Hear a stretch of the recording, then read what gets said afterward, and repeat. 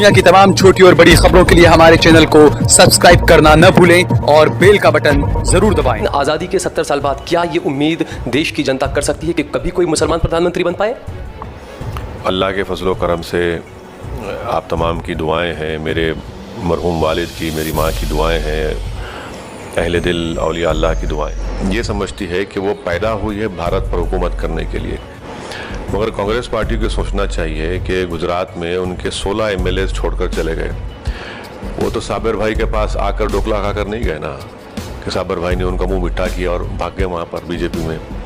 कल पुडुचेरी में कांग्रेस की गवर्नमेंट गिर गई, क्या वो भी मेरे से बात किए थे क्या? मध्य प्रदेश में उनके 20 या 21 एमएलए बीजेपी में चले गए। अरुणाचल प्रदेश में तो पूरे 40 के 40 भाग गए। कर्नाटक में उनके 18 एमएलए बीजेपी में चले गए। तो कांग्रेस पार्टी का मामला ये है कि कांग्रेस पार्टी ये समझती है कि वो पैदा हुई है भारत पर हुकूमत करने के लिए।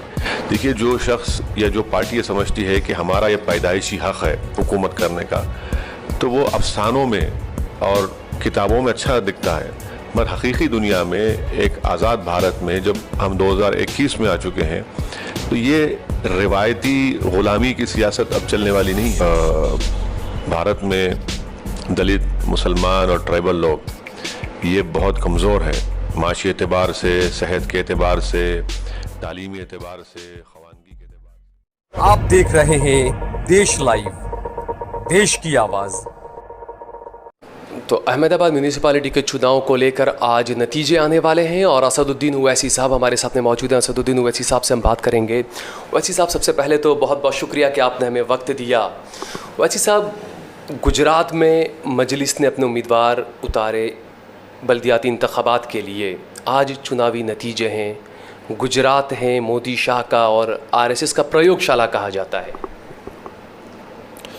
नहीं, ये जमहूरियत में हर किसी पार्टी को अपने अपने कैंडिडेट्स खड़ा करने का पूरा इख्तियार है और ये अल्लाह का बड़ा फ़ज़ल और करम है कि अल्लाह सुब्हाना व तआला ने हमारी पार्टी को गुजरात में आने का मौका मिला और यहाँ की आवाम की खिदमत करने का एक मौका हमको मिला। और ख़ास तौर से जो हमारी मजलिस की टीम है, जिसमें जनाब साबिर साहब सदर हैं, भट्टी साहब हैं और तमाम उनके साथी और हमनवा हैं, ये तमाम लोग बड़े ही मुख्तसर से वक्त में यहाँ पर मजलिस के काम का आगाज़ भी किया और हमको इलेक्शन लड़ने का मौका भी मिला। तो हमारा मकसद एक ही है कि भारत की जमहूरियत में और हमारे मुल्क का संविधान हमको इस बात की इजाज़त देता है कि हम अपनी आवाज़ को उठाएँ बिला खौफ और अपने मसाइल को उठाएं, और साथ ही साथ हमको ये मौका भी मिलता है कि हम अपने पसंद के उम्मीदवार के हक़ में या कैंडिडेट के हक़ में अपने वोट का इस्तेमाल करें। और मेरा मानना यह है कि वतन अज़ीज़ की जमहूरियत की तल्ख़ हकीकत ये है कि जब तक आप अपने वोट से अपने सियासी नुमाइंदों को कामयाब नहीं करेंगे, अपनी एक आज़ाद अपनी क़यादत को नहीं बनाएंगे, हम अपने मसाइल को हल नहीं कर सकते। और ये बात बिल्कुल हकीकत है कि भारत में दलित, मुसलमान और ट्राइबल लोग ये बहुत कमज़ोर हैं, माशी एतबार से, सेहत के एतबार से, तालीमी एतबार से, ख़वानगी के एतबार से। और इसका एक ही वजह यह है कि इन तमाम तबक़ों के पास इनकी एक अलहदा सियासी ताकत नहीं है, ना उनकी कोई क़यादत है। फिर भी गुजरात में आदिवासी लोगों की क़यादत बरसों से जनाब छोटू भाई वसावा साहब उनके फ़र्जन कर रहे हैं, मगर दलित और मुसलमान तो बिल्कुल ही इसमें एक लावारिस सा हो चुका है। ये सिर्फ इस रियासत के तक नहीं बल्कि पूरे मुल्क के बड़े बड़े रियासत में यही हाल है। तो इसलिए हमारी कोशिश ये है कि एक तो भारत की जमहूरियत को मजबूत करना, दूसरा हमको जो संविधान मौका देता है उसके ज़रिए से हम इलेक्शन लड़ें। और ये सबसे बेहतरीन काम यहाँ पर हुआ है कि बुनियादी तौर पर किसी सियासी पार्टी को अगर आवाम मजबूत कर सकती है तो ये लोकल बॉडी के इलेक्शन में और बल्दिया के इंतखाबात में, म्यूनसिपल कॉरपोरेशन में, और यहीं से हर सियासी पार्टी के सफ़र का आगाज़ होता है। और अल्हम्दुलिल्लाह हमने अपने एक सियासी सफ़र का आगाज़ जनाब साबिर साहब की क़यादत में अहमदाबाद में और भरूच से शुरू किया है। अब इंशाअल्लाह ताला मोडासा और गोधरा में भी हम लोग अपने सियासी सफ़र के तहत वहाँ पर भी बल्दी इंतखाबात में हिस्सा लेंगे। तो इंशाअल्लाह एक सफ़र का आगाज़ हुआ है। हमको यकीन है कि गुजरात के ज़िम्मेदारान कौम और मिल्लत के ख़ास तौर से उलमा, यहाँ के ताजिर, यहाँ का जो इंटेलेक्चुअल तबक़ा है वो हमारी सरपरस्ती करेगा, हमारी तायीद करेगा, हमको अपने मुफीद मशवरों से आरास्ता करेगा। क्योंकि ऐसा काम है कि ये ना अकेले मैं कर सकता हूँ, ना साबिर साहब या भट्टी साहब कर सकते हैं।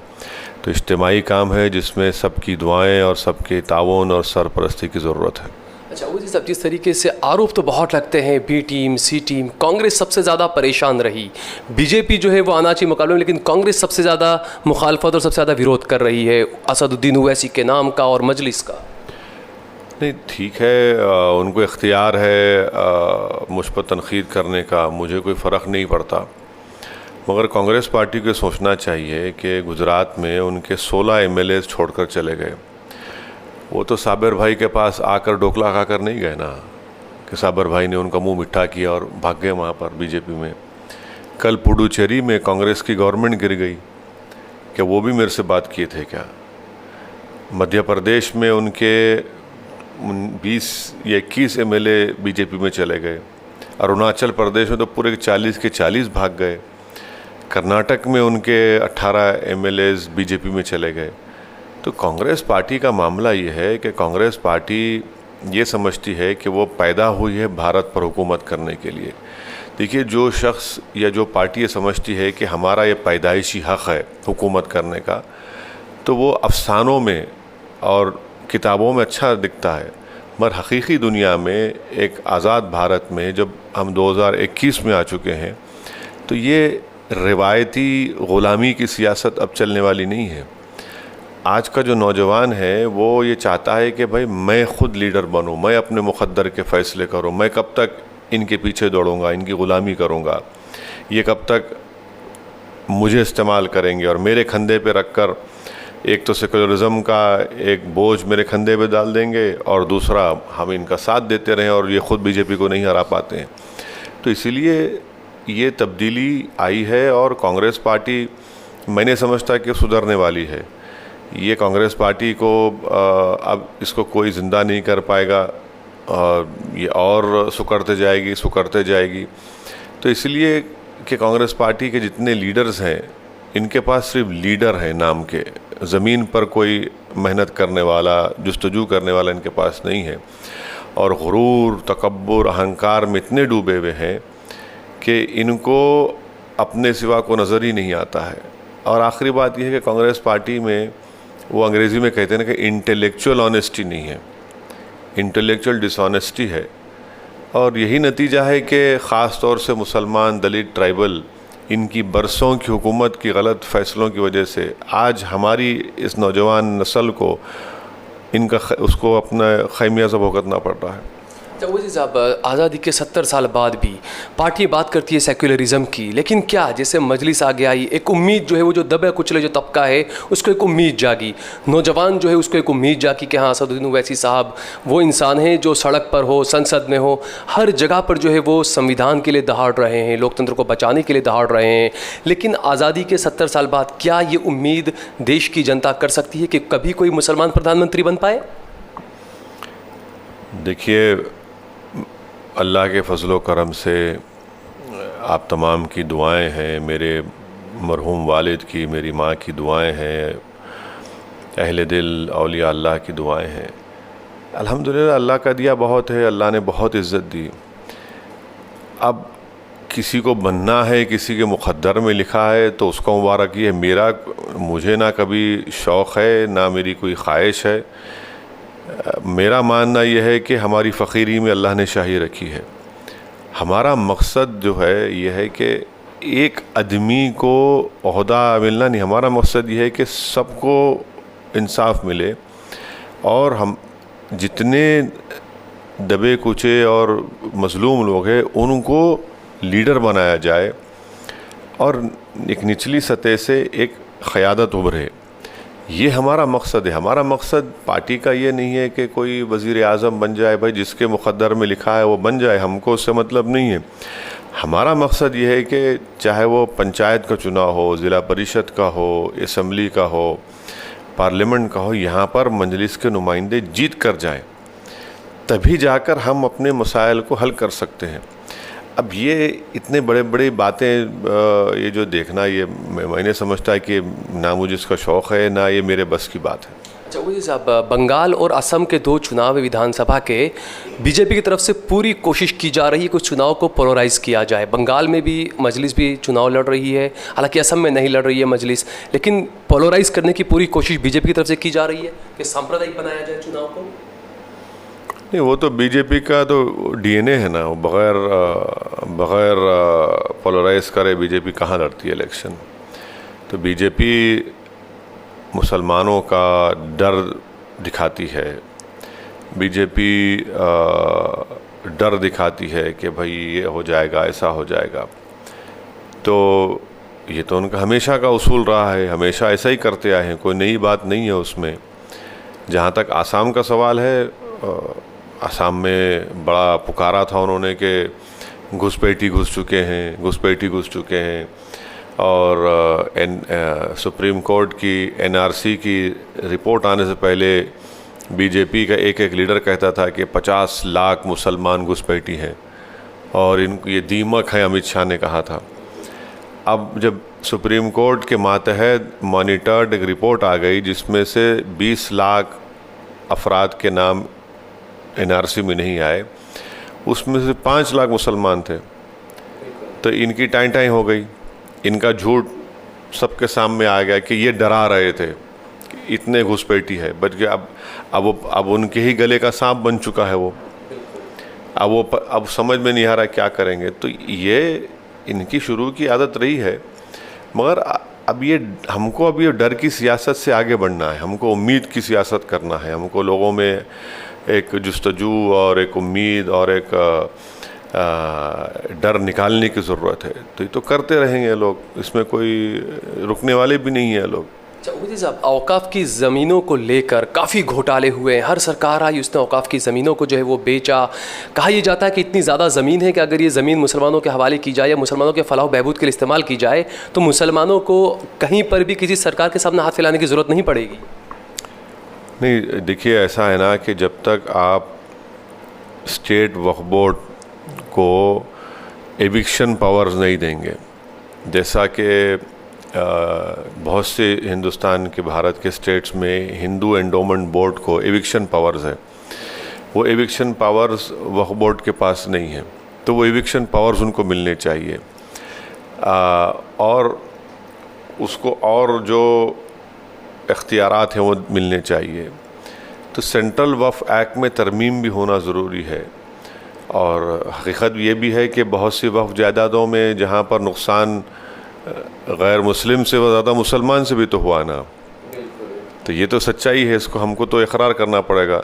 तो और पहले तो वक्फ की जायदाद को बचाना, उसको मॉडर्नाइज़ करना, उसका सही इस्तेमाल आना। और मोदी सरकार ने तो कुछ पैसे ही नहीं दिए वक्फ प्रॉपर्टीज डेवलप करने के लिए बजट में। बातें तो बहुत करते हैं मगर कुछ दिए ही नहीं वो। तो ये एक मसला हमारे मुसलमान कम्युनिटी का है कि हम अपने वक्फ की जायदाद को कैसे बचा सकते हैं, ये हमको अपना लाहेमल तय करना है, हमको अच्छे लोगों को सामने लाना पड़ेगा। और वक्फ बोर्ड को इख्तियारात मिलने चाहिए एविक्शन के, तो तभी जाकर हम वक्फ की जायदादों का हिफाजत कर पाएंगे। और उसके बाद फिर उसको कैसा डेवलप करना, क्या करना, वो उसके बारे में लोग मशवरा करके एक इज्तिमाई तौर पर फैसला कर सकते हैं। बस आखिरी सवाल, नरेंद्र मोदी सत्ता में आए थे, बहुत हुई महंगाई की मार, अब की बार मोदी सरकार, महंगाई आसमान छू रही है, अर्थव्यवस्था बिल्कुल धरातल पर जा गिरी है, लेकिन इसकी बात नहीं हो रही, बात हो रही है हिंदू मुसलमान की। हाँ, तो ये जो लोग बीजेपी मीडिया मैनेजमेंट में एक सियासी नैरेटिव डेवलप करने में, बीजेपी के पास एक चंद लोग नहीं है, बीजेपी का एक मशीनरी है। तो वो उनका काम यही होता है कि बस एक ही नैरेटिव पैदा करो, एक ही राब करो, बस जो आवाम के मुद्दे हैं, जैसा आपने सही कहा, पेट्रोल 100 रुपये हो गया, डीजल 85-90 रुपये पे आ गया, 500-600 रुपये के ऊपर सिलेंडर बिक रहा है, और मोदी सरकार जो है अपने टैक्सेस कम करना नहीं चाहती है। तो इससे ये बात जाहिर हो रही है कि इनको देश के गरीबों के ऊपर जो बोझ आयद किया जा रहा है वक्तन फ़ौक्तन, इससे इनको कोई मतलब नहीं है। इनको ये है कि बस इनका काम ये है कि भाई नफ़रत फैलाओ, डर की राजनीति करो, और किसी का एक मामला बता दो, किसी को गिरफ़्तार कर लो, किसी को एंटी नेशनल कह दो, किसी को जिहादी कह दो, किसी को खालिस्तानी कह दो, किसी को नक्सल कह दो। तो यही ये कर रहे हैं, मगर देश देख रहा है, देश के गरीब अब महसूस कर रहा है कि ये जो उन्होंने इनकी जो बिल्कुल बग़ैर सोचे समझे तायीद की थी, आज वो ख़ुद अपना इंट्रोस्पेक्शन कर रहे हैं और देख रहे हैं। हमको उम्मीद है कि बदलेंगे इस हालात। बहुत बहुत शुक्रिया सर।